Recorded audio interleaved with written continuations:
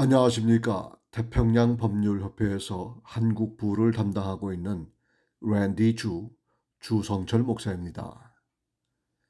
요즘 프랑스 파리에서 열리는 올림픽을 보면서 말도 많고 탈도 많고 왜곡된 것도 많고 더 나아가서는 반기독교적 행사들이 예술이라는 이름 아래서 노골적으로 방영되며 있는 모습을 보면서 그 옛날 우리가 바라봤던 올림픽과는 현저하게 다른 모습을 우리는 보고 있습니다.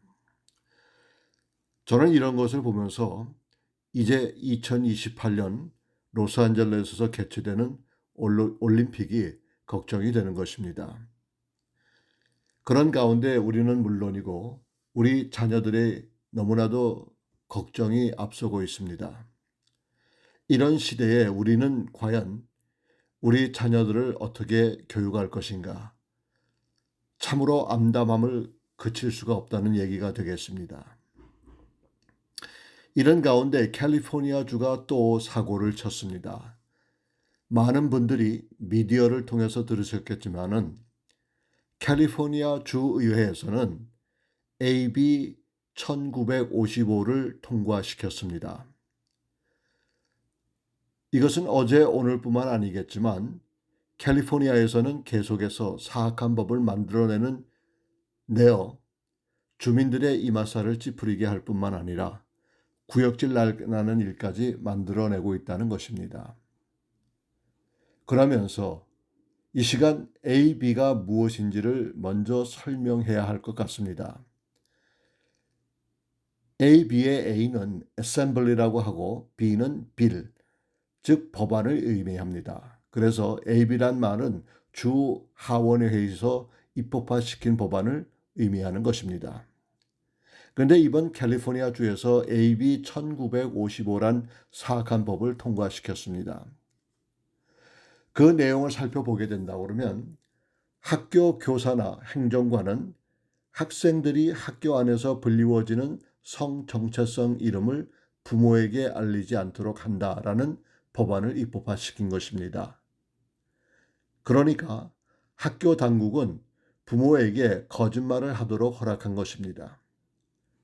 어떻게 보면 학교는 미래의 꿈나무를 훈련시키는 훈련 장소라고 할 수가 있는데 정직, 청명, 교육 등등으로 배움의 전당이라고까지 하는데 이제는 노골적으로 거짓말을 가르치는 장소가 된 것입니다.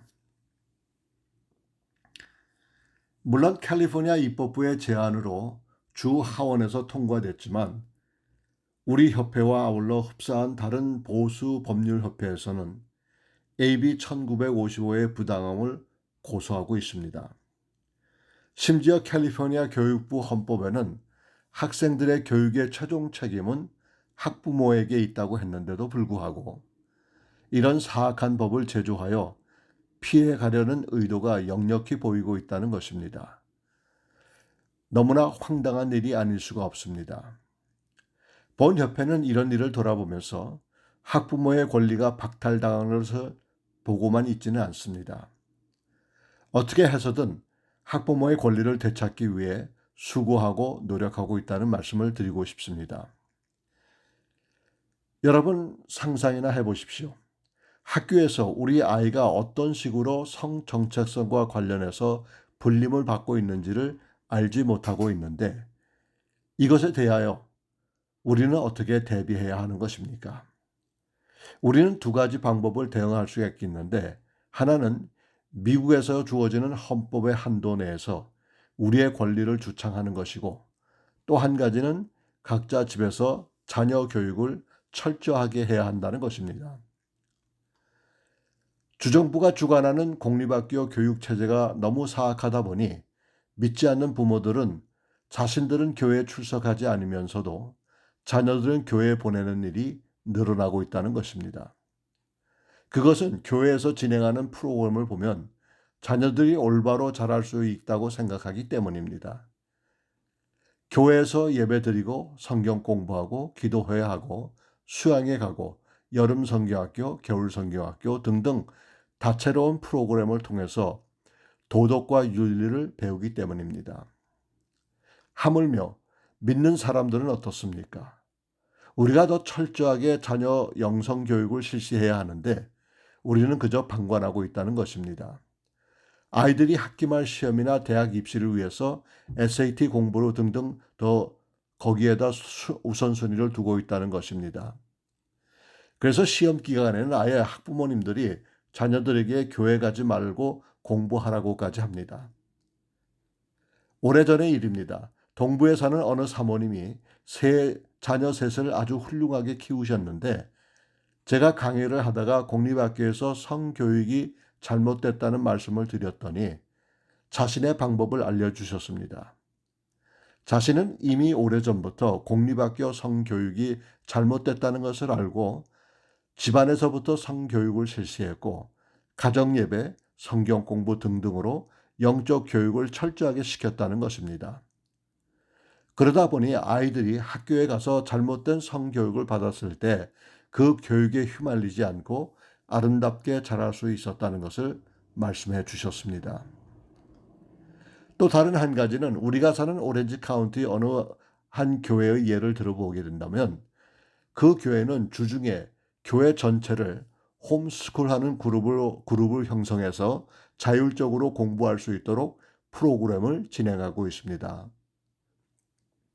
부모님들이 홈스쿨을 하기 좀 벅차다고 생각하시는 분들은 자녀들을 이 교회에 데려와서 여러 홈스쿨 그룹이 함께 교회 건물 안에서 사립학교처럼 교육을 받고 있다는 것입니다.